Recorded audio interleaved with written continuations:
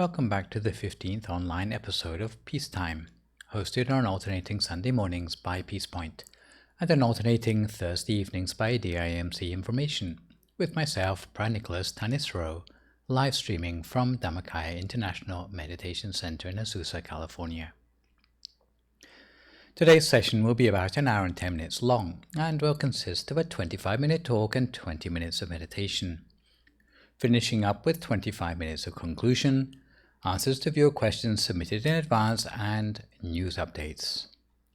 Last time you saw me, we looked at cultivating contentment to overcome greed in the mind. The topic for the Dhamma talk today will be transcending craving and sensuality. Again, this session I would encourage you to send in any questions you have by emailing me at peacetime.questions@gmail.com so that I can have a shot at answering them next time round. Since we've already dealt with greed last session, you might ask yourself why we are spending another session looking at sensuality, which is also a form of desire. The reason why we are treating it separately is because of the very different way it is overcome. Last session, we saw how greed for things without end was dealt with by contentment with what we have, what we get, or what is appropriate. However, for sensuality, as we shall see, we cannot overcome it simply by being content with it. We cannot overcome it by indulging in it. We cannot even overcome it by repressing it. The only alternative remaining for us, as we shall see, is to overcome it by transcending it, by attaining the sort of inner happiness which is superior. I should warn you in advance that the subject matter for today, even more than my usual talks, really goes against the grain of thinking in Western society. In the old days, after giving this talk, there would be very few students returning the next week, so it is not a talk that I would expect to boost my YouTube ratings. Generally speaking, we tend to think of sensuality in terms of romantic love. But when speaking of defilements in the mind, the context of sensuality is broader than that. It may come from the seemingly innocuous things like listening to nice music, enjoying a glass of wine, or getting a massage. If this is the entire source of fulfillment in your life, then all these things are in fact hooks of sentimentality, which are preventing your mind from coming to the center. So today's talk is a little bit about how to become more aware of the things which perhaps we still have our obsessions with, and suggest ways to transcend these for the benefit of our meditation. Why should we want to give up sensual pleasure in the first place when it is so strongly encouraged in our modern materialistic world? Well, doesn't it help us to keep us young and spontaneous? Sensuality, in fact, has several built-in dangers. The first problem with sensuality is it is never satiated and gives diminishing returns. Like many sorts of addiction, you can never know enough of it. If you start to develop a taste for something, you want to have that thing over and over again, whether it be chocolate or cigars. Not only does it fail to give you the same thrill the second time round, but you need to have more of the same thing in order to get the same satisfaction. So it tends to be a slippery slope if you are reliant on those sense pleasures to give you enjoyment in life. Secondly, because the things involved with sensual pleasure are generally external to yourself, then they never are fully under your own control. If you fall in love with a certain special someone, there's nothing to stop other people falling in love with them too. But for you, that can be very upsetting. A situation where you're not loved back by the person who you love, triggering violent feelings of jealousy. And the reason for that is that the feelings that other person has for you are never fully under your control anyway. They have a mind of their own. There is no cosmic law to guarantee that because you have strong feelings for a person, that they're going to love you back. Although they can never be under your control, but if you realize that from the outset, then it might save you from disappointment at a later date, because you realize that that's just the nature of life. Just because you like a particular guy or girl doesn't mean that they're going to be yours for eternity. The third thing is that you're playing with fire. The sort of emotions involved with sensuality create such strong emotions that if these emotions are thwarted or unrequited, then it can cause major emotional whiplash. There are lots of examples of people who have a nervous breakdown because of romance gone wrong. From what initially seems like a desirable emotion, it can turn into something very destructive, just because of a small change in circumstances. It's like moths playing in a candle flame. For sensuality, once it's over with, it causes us sorrow. Sorrow is a dry sort of feeling in the mind where you want to cry, but you don't have any tears left to cry anymore.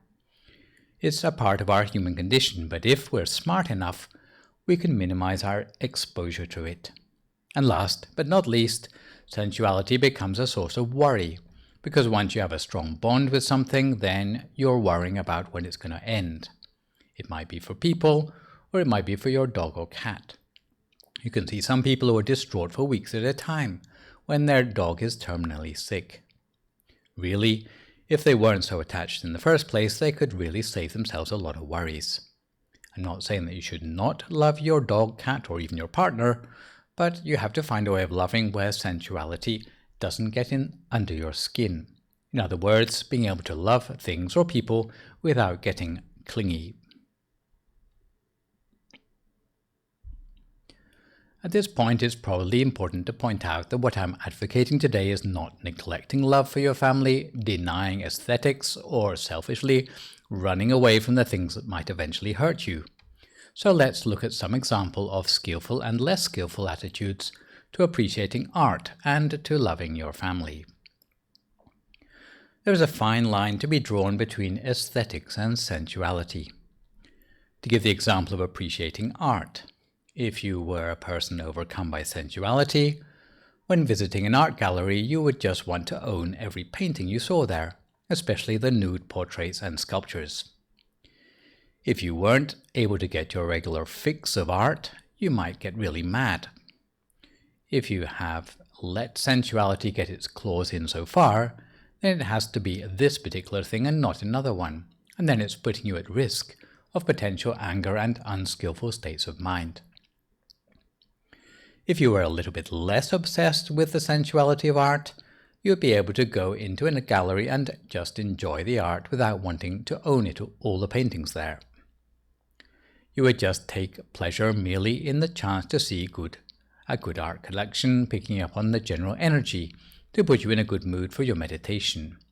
And if the art is not available, then you'll be able to shift onto something else quite happily. The most positive attitude to art is to allow paintings to inspire you to see something beyond. So if you look enough at paintings by J.M.W. Turner, or maybe Monet's Rouen Cathedral series or Mark Rothko's large canvases, you realize the artist is referring to something beyond what's in the paintings. Turner's Snowstorm, steamboat off a harbour's mouth, is not just a painting of a ship in the mist, but is something more of a presence there, which indicates something beyond this world, which may actually awaken you to some sort of spirituality in yourself. And that's not attachment at all.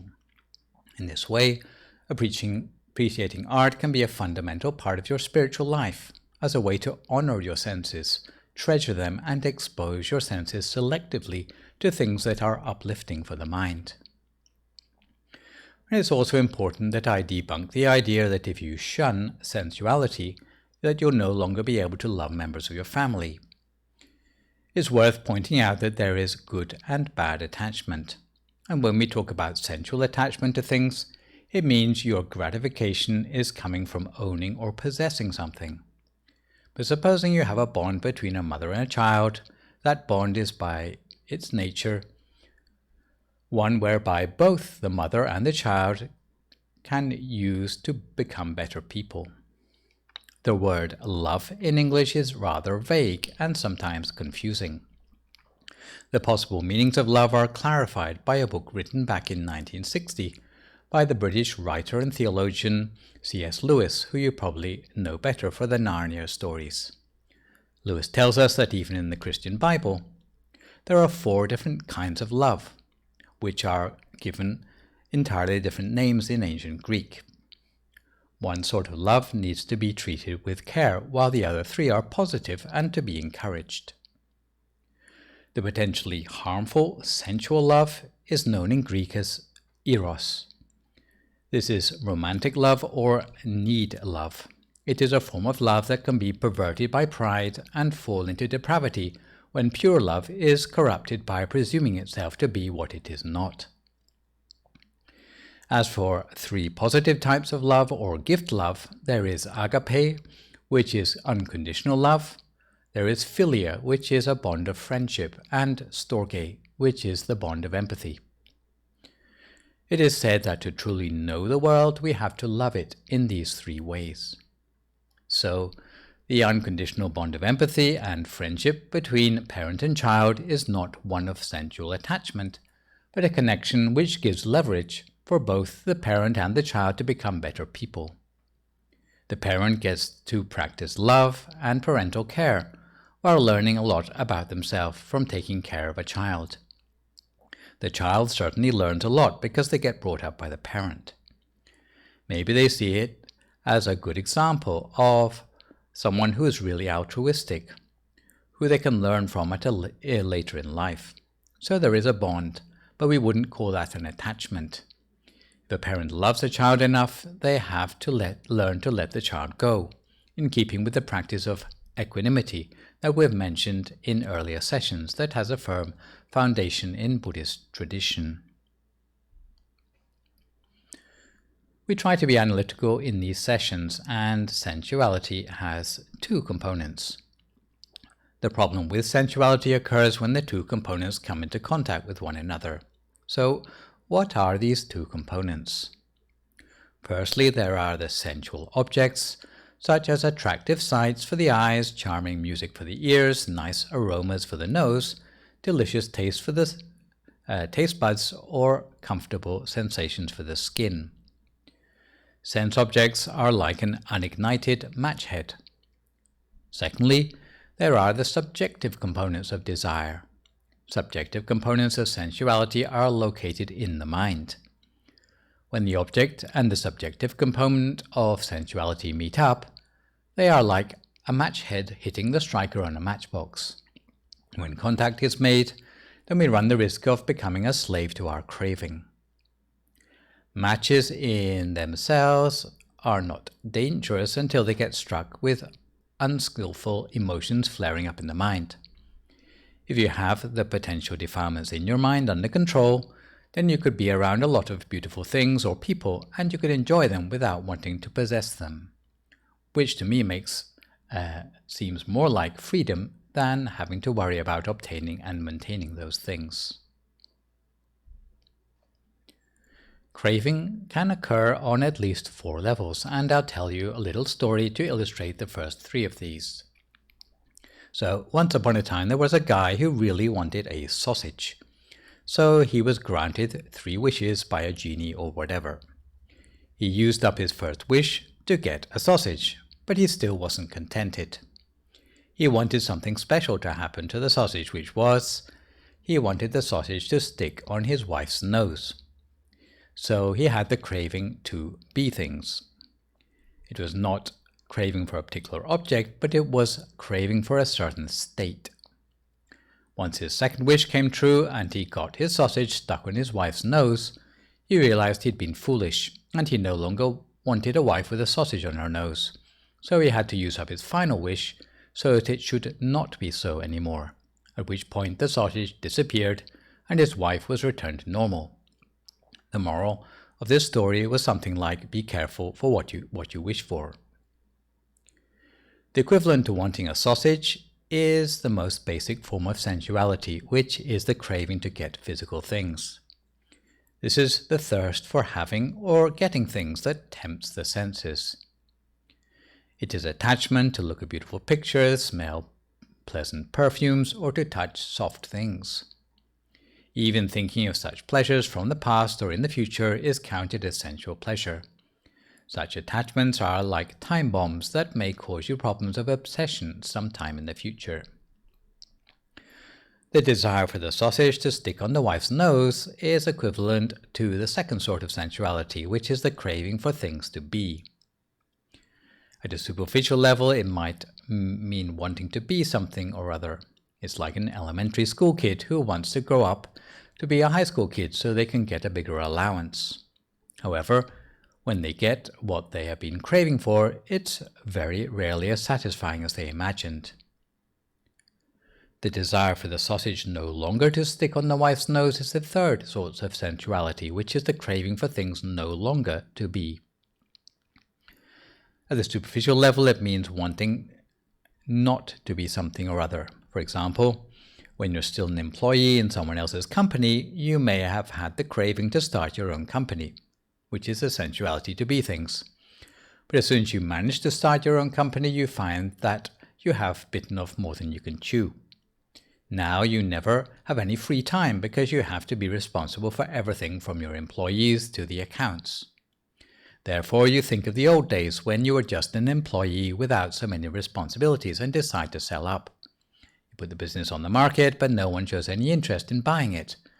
You'd like to liquidate the company, but you can't because there are too many debts. This is when you have the craving not to be something anymore. A fourth sort of craving, which the man with the sausage failed to discover, may occur if you go further in meditation. It can happen when you manage to transcend sense pleasure and you start to touch upon subtle states of mind. However, you're still not out of the woods as far as craving is concerned, because you can get attached to meditation states as well. If one grasps onto things which one has attained in meditation, then it stops you going any further than that. Some people meditate and they attain a feeling of lightness as if they're floating above their cushion. In some meditation schools, they even encourage that. But once you attach onto that experience, although it's something which doesn't come to you via the external senses, but it holds you back from making further progress, because that's as far as you ever get in any future meditation. It's a little bit more esoteric than being attached to things external to yourself, because in theory you could conjure up such a meditation experience whenever you want it. But it holds you back because you're not completely free of subtle attachments yet. Sometimes breaking free of sensuality is compared to a person cast overboard in the ocean, and they're going to drown unless they have something to cling on to. And even if there's a corpse of someone who's already drowned floating past, given the choice between drowning and clinging onto this bloated corpse to keep yourself afloat, even though it's disgusting to you, then I'm sure you would choose to cling onto the corpse. This is said to be the equivalent to clinging onto our own beauty and kidding ourselves that we're going to be young forever, even though deep down inside we know our life expectancy can be no longer than 75 years. But if a plank comes floating along, then you'll be pretty quick to let go of the corpse and grab onto the plank instead, because a plank is a little bit more reliable than a corpse, which may sink at any time. But if you then saw a raft come floating along, then you would let go of the plank in order to get on the raft. But if the raft brought you to dry land, then you don't have any risks of being at sea anymore. Of course, you would abandon the raft at that point. And this is again rather like the sequence of upgrading attachments. Just as a drowning person wouldn't let go of a corpse until they saw the plank, in the same way you would have a hard time convincing people to give up enjoying themselves if they've never experienced any benefits from meditation. Because the number of people who have experience of meditation is still limited, most people feel they would be foolish to let go of ephemeral pleasure in order to find some elusive esoteric pleasure. In spiritual practice, the idea is to get to the meditational equivalent of dry land, where you have the source of fulfillment in life which is reliable, which can be truly your refuge. So speaking of such a refuge, at this time, we settle ourselves for some meditation ourselves. So if you'd like to find a comfortable sitting position for yourself now, as you listen to my instructions.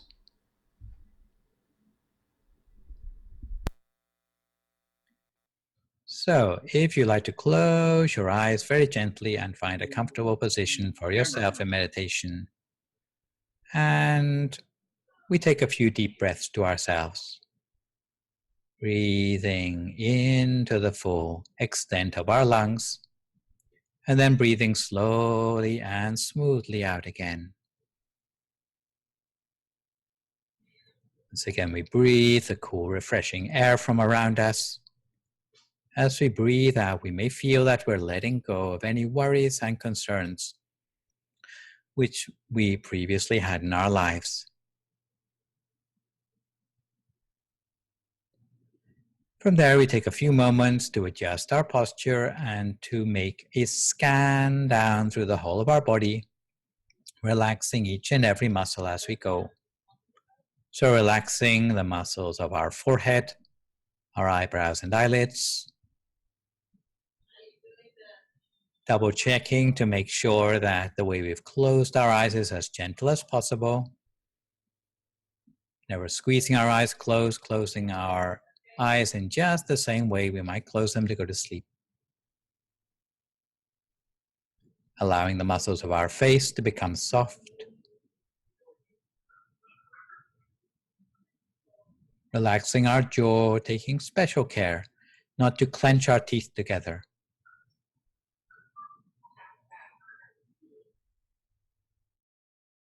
Relaxing our neck and letting our shoulders drop to their natural height. Relaxing our arms, forearms, and then our hands and fingers. So that even the way our hands rest in our lap is as light and gentle as possible. Continuing on down, we relax all the muscles of our torso, chest, trunk, and our abdomen. And relaxing both legs all the way down to our feet and our toes. Till at a certain point we feel satisfied that no remaining part of our body has any sort of stress or tension anymore. If we do notice anywhere where tension still lingers on, we do our best to relax it as far as possible, almost to the point that our body seems to melt away into the atmosphere around us. So we have no more worries about our body anymore, allowing us to turn our attention inward to focus instead on the feeling inside us. A sense of warmth, well-being, inner space, that by any other name we could call our state of mind.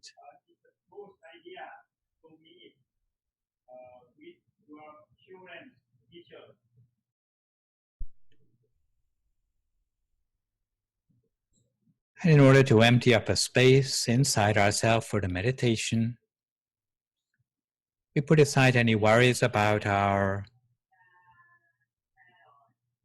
studies, work, friends, family, any regrets from our past, or any plans for the future, so that we are settled 100% in the present moment and on the task in hand.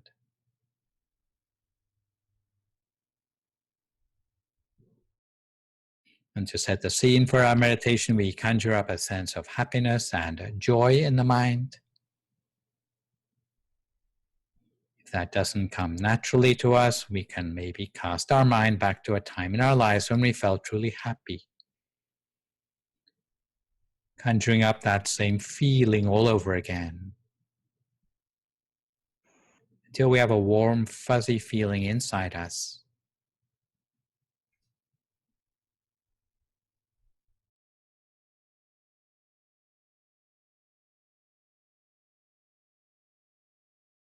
We allow that feeling to grow and spread inside ourselves.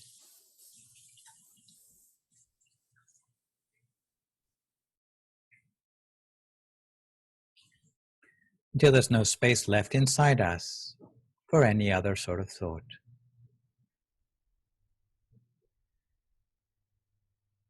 And when we feel relaxed, both in body and in mind, very gently, using no effort at all,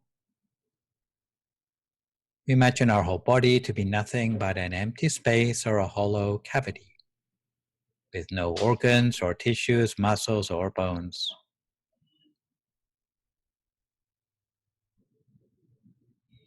Or instead, you might imagine your body to have been transformed into a sort of transparent bubble, with nothing on the inside.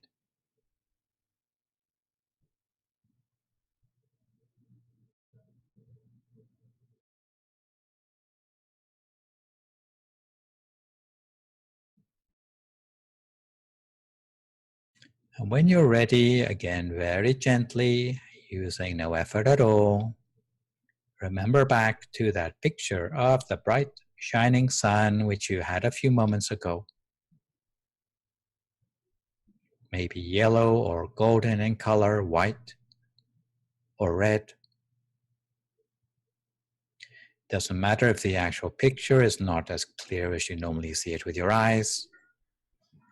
Even if it's vague, accept it anyway. There may be some people who feel the warmth of the sun but don't actually see it. Again, you can use that tactile sense of warmth as the object of your meditation. And in this case, we allow that bright picture or that feeling of warmth to make its way gently downwards inside the space of our body, almost as if we were gradually breathing it down to the deepest point of our breath, or gently swallowing the object down into the very pit of our stomach. And once the bright object or the sense of warmth reaches that point at our abdomen, there's no need for us to move it anywhere else anymore. We maintain it gently with a feather-like touch at the very center of ourselves. If we find our awareness wandering away onto other things, sounds around us, distractions around us, each time we realize, we just bring our attention back again to the center of our body as before. The inner object disappears, we can conjure up a new one. It's not a big deal. When we're new to meditation, we'll find our mind wanders often. But each time you bring it back, it'll become a little bit easier to keep it in place the next time round. Until before long, we'll find that our awareness is spending more time centered than it is wandering. At which point we'll start to have an intuitive feeling of the mind being able to stay at the center almost by second nature.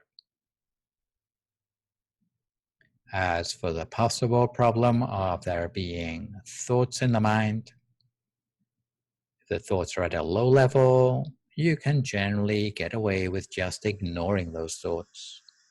By not encouraging the thoughts, then we'll find that one thought will no longer lead to a second or a third, but it will die down into silence.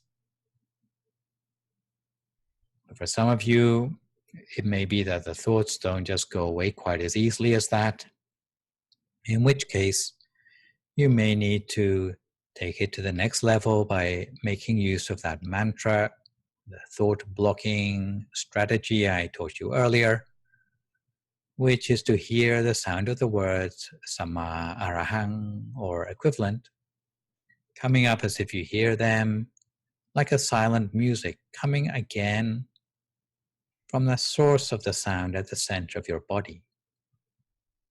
Sama Arahang, Sama Arahang, Sama Arahang, over and over again, lightly, gently, continuously. Until at a certain point in your meditation, you'll start to find that the thoughts have died down. Or you may find yourself forgetting the mantra because it's not necessary to you anymore. So if that happens, then just be content to remain in silence with nothing but that inner object at the center of yourself. For those who are making progress, you'll start to find that even though you started out with a particular object, very similar to the one you planned to imagine, as the meditation progresses, the inner object will start to change on its own, maybe changing in shape, size, color, or intensity, still remaining at the center of yourself, but changing in its appearance. Some people experiencing this sort of thing imagine that they have somehow failed in the meditation, but on the contrary, it's a sign of progress. The mind starts to have enough calm for the inner object to change on its own. And what tends to happen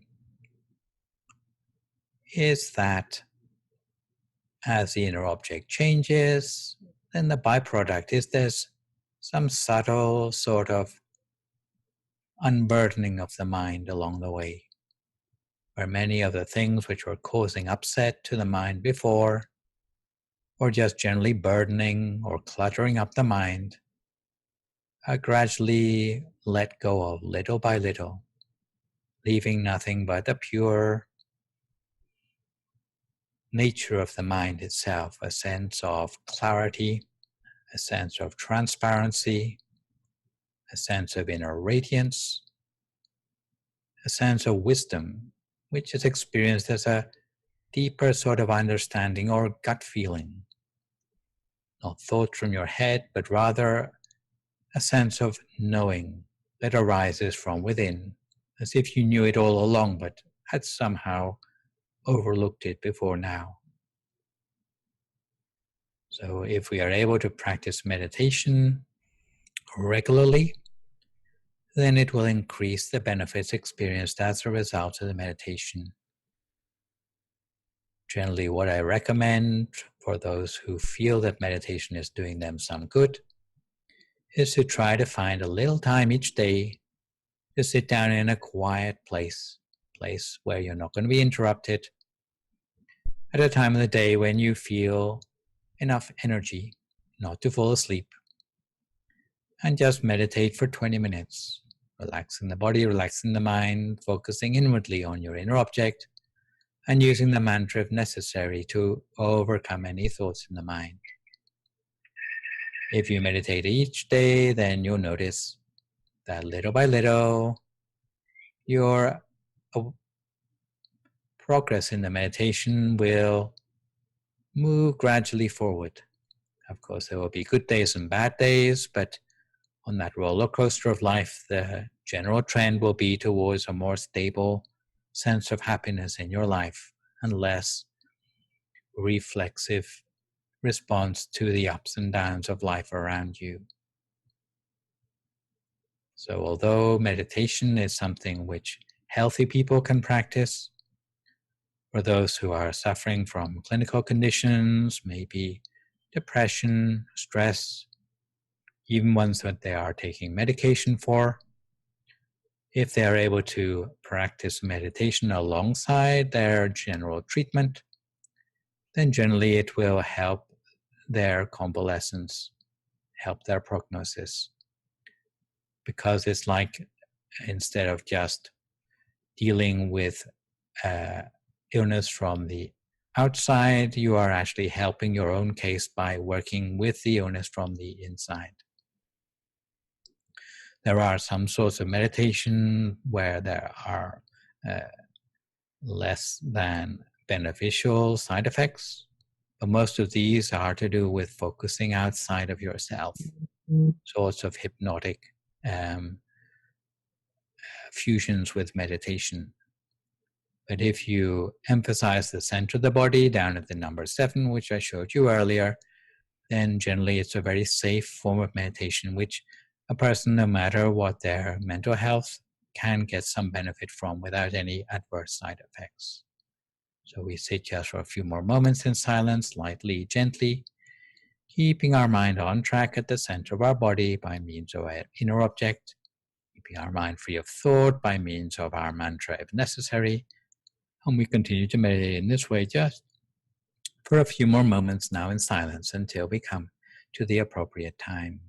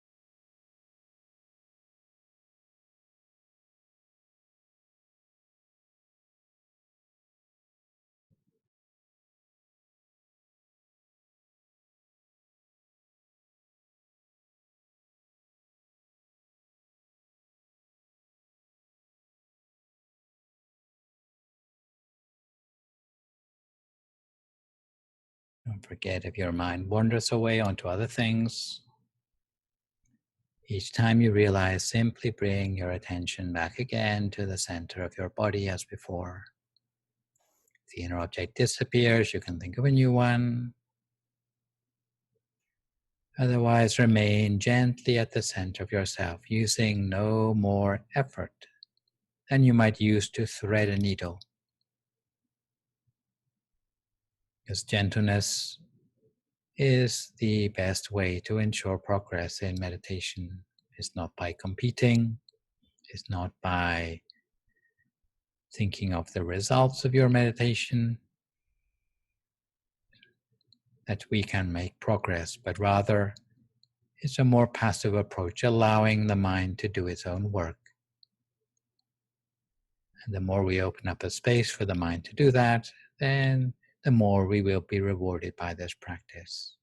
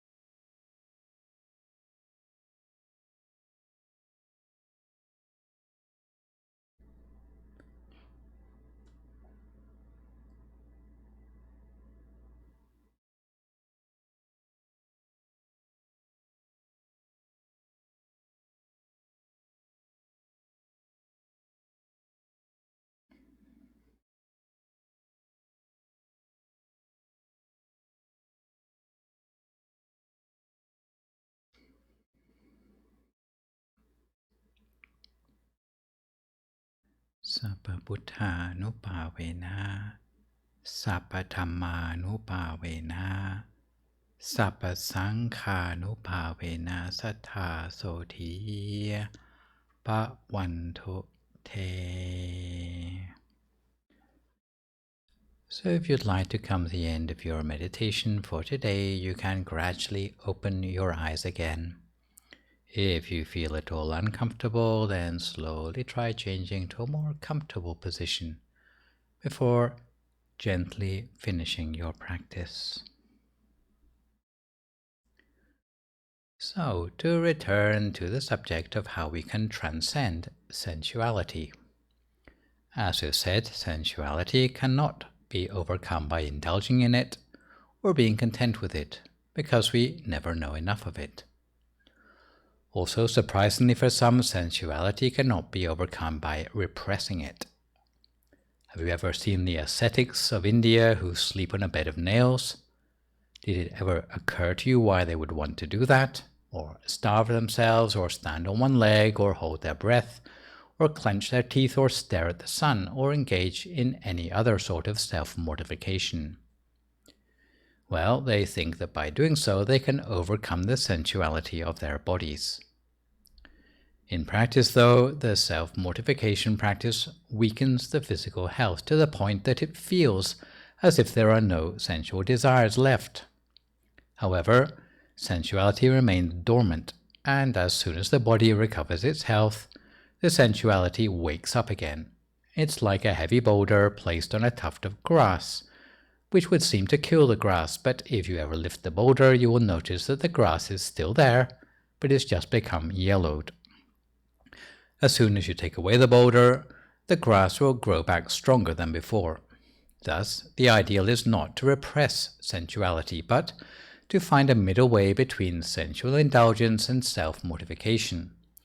In the middle lies a breathing space whereby one can elevate one's mind toward higher forms of happiness. In a nutshell, the principle of overcoming sensuality is to elevate the quality of one's mind towards the supramundane level. In order to do this, we need to make an effort to sever the ties to sensual ways of thinking. We have to throw off the temptations of sensuality and also the temptations of satisfaction with limited meditation progress. In practice, you have to uptrade the attachment sequentially, and this point is rather difficult to understand. You don't give up everything all at once. It is more like having to change a train several times to get to your destination. You have to get out of one train before you can get into another. And you also need to wait for a new train to arrive before you can leave behind the old one. You cannot just jump out onto the tracks when there's no new train that has arrived. With the mind, it's the same. In order for the mind to escape a lower level, we need to build up a higher state of mind, ready and waiting to receive the outgoing mind. If you plan to remove sensual interest from the mind and you just try to sever the ties without anything by way of replacement, then you'll never succeed. The nature of the mind is to need something as the object of its attention. If you have no new, better object of interest as a replacement, then the mind will never give up its old ways. This is why you have to train yourself in meditation to the degree that you attain brightness within, before you can hope to sever the ties of sensual temptation. Your mind has to be completely absorbed in the happiness of meditation attainment before it will be able to give up the attachment derived from sensual temptation. It is like if you want to give up smoking and someone offers you chewing gum. Then when you're dying for a smoke, then it makes quitting smoking much more bearable. However, what would you think if you're trying to give up smoking cold turkey? You would soon relapse. Practical ways to loosen the bonds of sensuality in your life include learning to be content with your own husband or wife. It doesn't sound like a very big deal, but it appears to be more and more of a challenge these days that people would actually want to stay with the person who they started out loving until they grow old and grey together. Contentment with one spouse will allow you to see deeper into your better half's character and love them for that. It's not exactly a sensual love anymore, but it's a love for the qualities in people which will take you beyond mere sensuality. Secondly, try not to be frivolous in the things that you do. For example, if you spend less time dressing up in front of the mirror, then it tends to make you less vulnerable to ridiculous trains of thought concerning sensuality. It'll also prevent you from having closets full of expensive clothes and shoes that you never wear. Thirdly, you can make better use of funerals to get a more accurate perspective on the value of your life, and this is a subject I will return to momentarily in the questions. Fourthly, you should avoid associating with the bohemian sorts of people of this world who tend to be very into sensual sort of things, whose thinking would otherwise tend to rub off on you. Fifthly, you need to learn to love yourself in an unselfish way. It doesn't mean inflating your ego as a result of love for yourself, but rather loving yourself for the qualities in yourself, seeing through to what is good in yourself and what you have to share with the world around you. Sixthly, you should practice loving kindness more. Seventh, you need to be persistent in keeping up a meditation practice throughout your life. This is a way of giving yourself perspective as to the different possible sources of happiness in life. Some people have so much to do that they just get too tired to have a relationship, especially when other people expect you to invest more time in a relationship than you have to offer. And lastly, have you ever heard of 8 precepts before? Well, you might have heard of 5 precepts before, but when we go on retreats or meditation, often we keep 8 precepts. And one of the extra precepts on top of the 5 precepts is that even though we might be in a relationship, but during the time when we're on a meditation retreat, we sleep separately. And one reason for this is that it helps your mind to focus more on your meditation practice, because you don't have to worry about being presentable or dressing up for your fellow retreatants.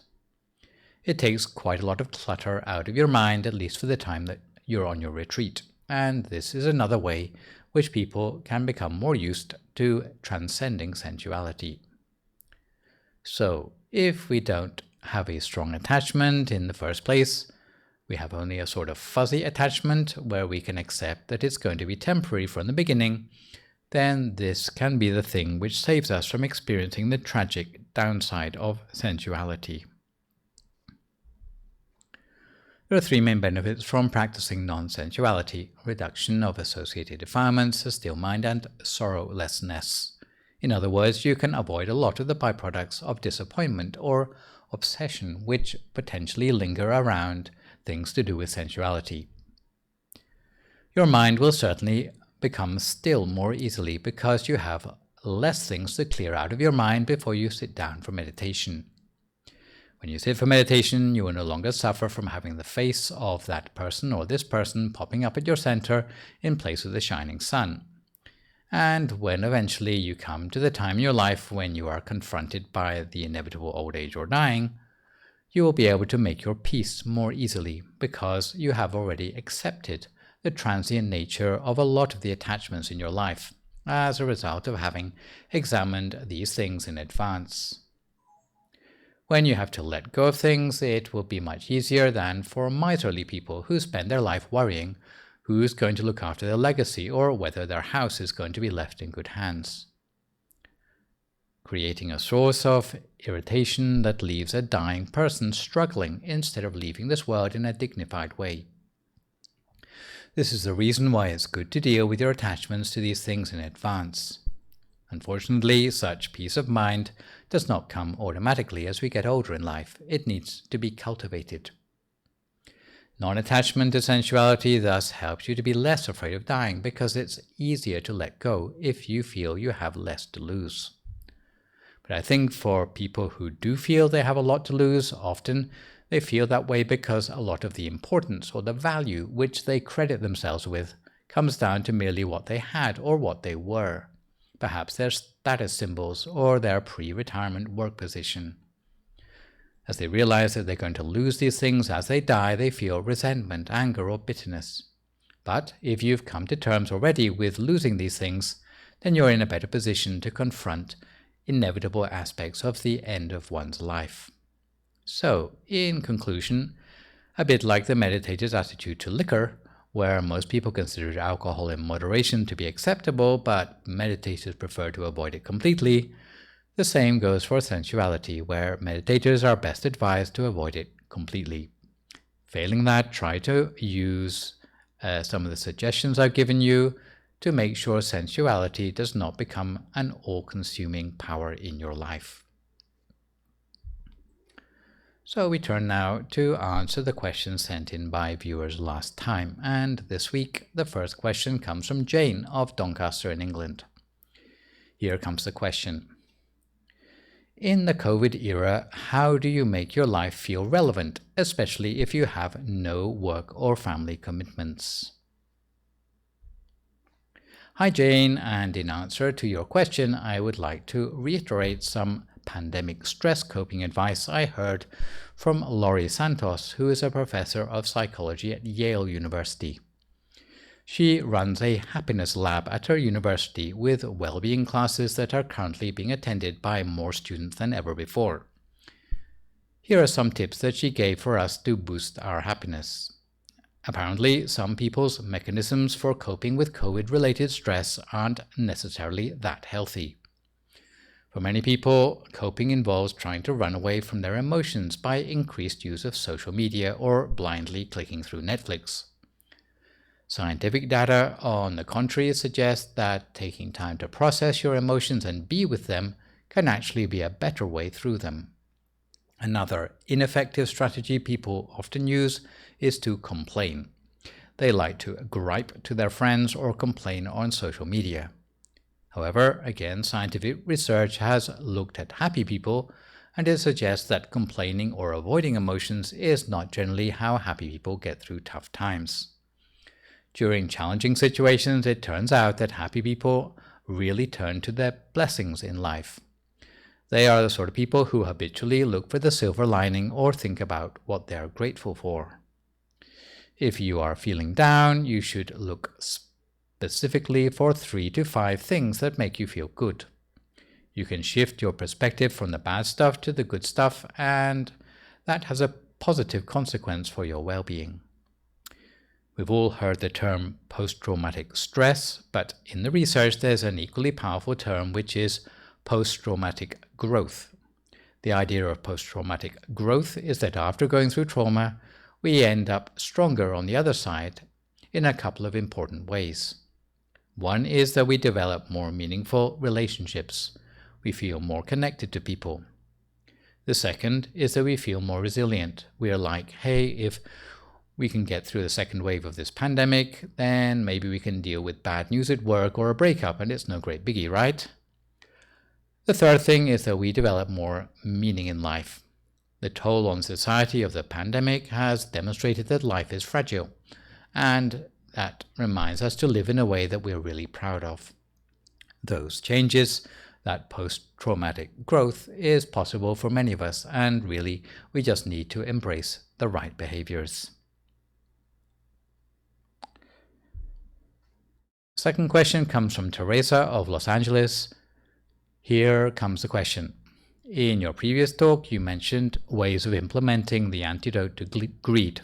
One of them is to recollect death to gain perspective on life.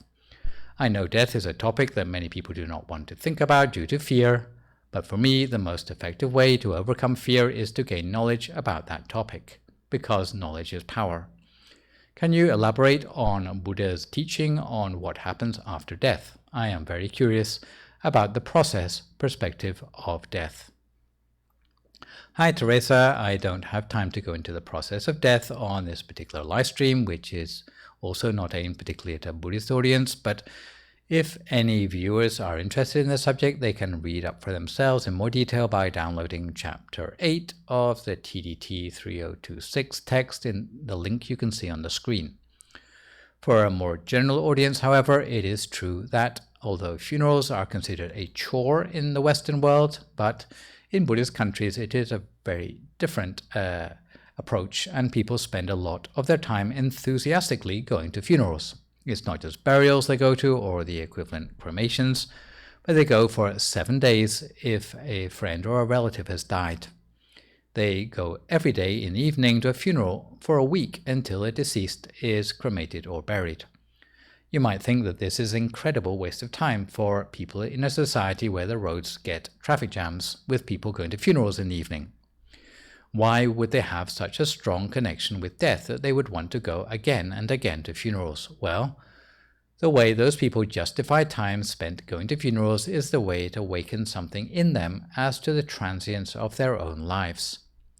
It is said that if by going to a funeral they can reflect more on their own luck in life that they're still alive, and to use their life as something beneficial, or reflect that they're not going to be alive forever. And because of that perspective on life, even the deceased gets a share of that positive thinking from the funeral attendee. It is at the foundation of a positive and a pragmatic psychology in that society, not a morbid one, but one where people level up to the reality that they're on this earth for a certain fleeting period of time, instead of fearing or denying death.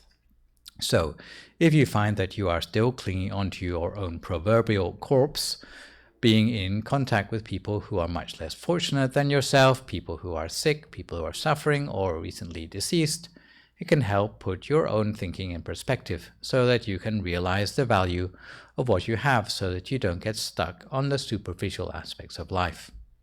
In Buddhism, although people do cry at funerals, but I notice they cry less than in the Western world, because they feel confident that all goodness which the person has exemplified throughout their life before they died will take them to a better place. So actually funerals can be quite uplifting occasions, because they celebrate death as a potential transition from human life to something better. So let me finish up with a couple of news updates, one about the upcoming Kathina ceremony and the temple, and the other, my usual PSA, about the availability of meditation teaching in English. This year, the abbot at the IMC has set the price of Kathina funds at the especially low amount of $100 to make it accessible to all, irrespective of their income or lack of it in these unpredictable times. Of course, as $100 is not enough for you, you can donate several funds at once, or maybe dedicate donations in the names of friends or relatives.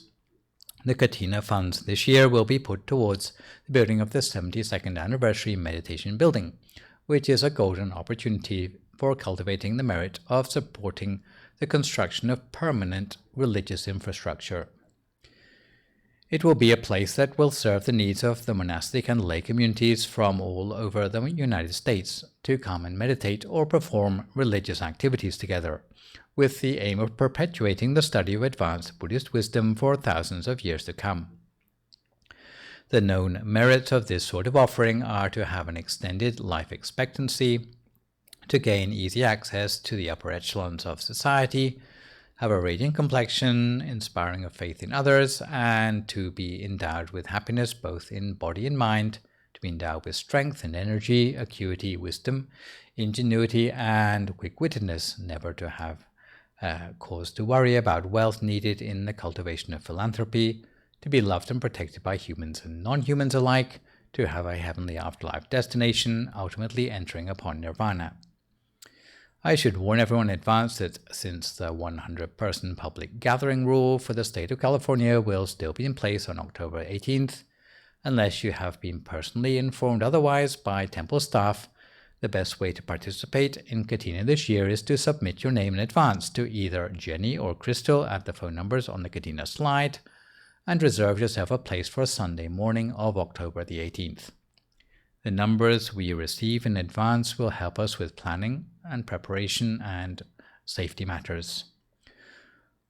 We now plan to have not 2 but 3 sittings for Kathina ceremony this year of 100 persons each. 2 sittings will take place on the Sunday morning between 9 and 11 a.m.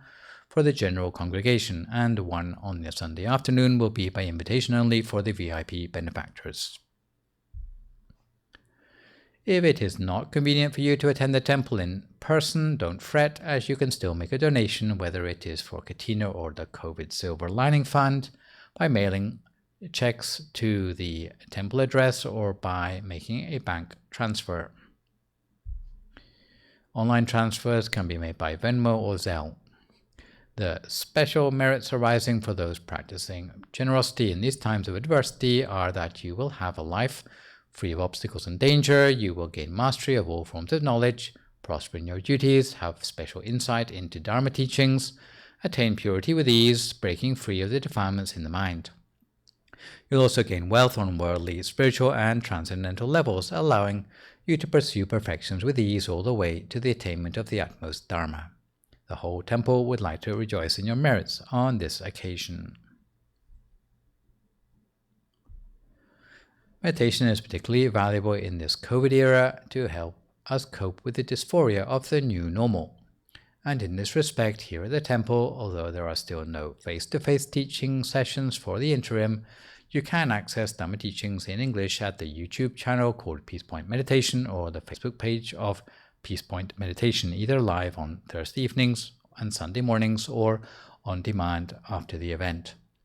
For those of you who have been following my talks, you may be interested to subscribe to a YouTube channel, which I have recently set up in my own name, which can be found by searching for Phra Nicholas Thanissaro on YouTube, where I have systematized my own teachings and cut them down to the bare essentials.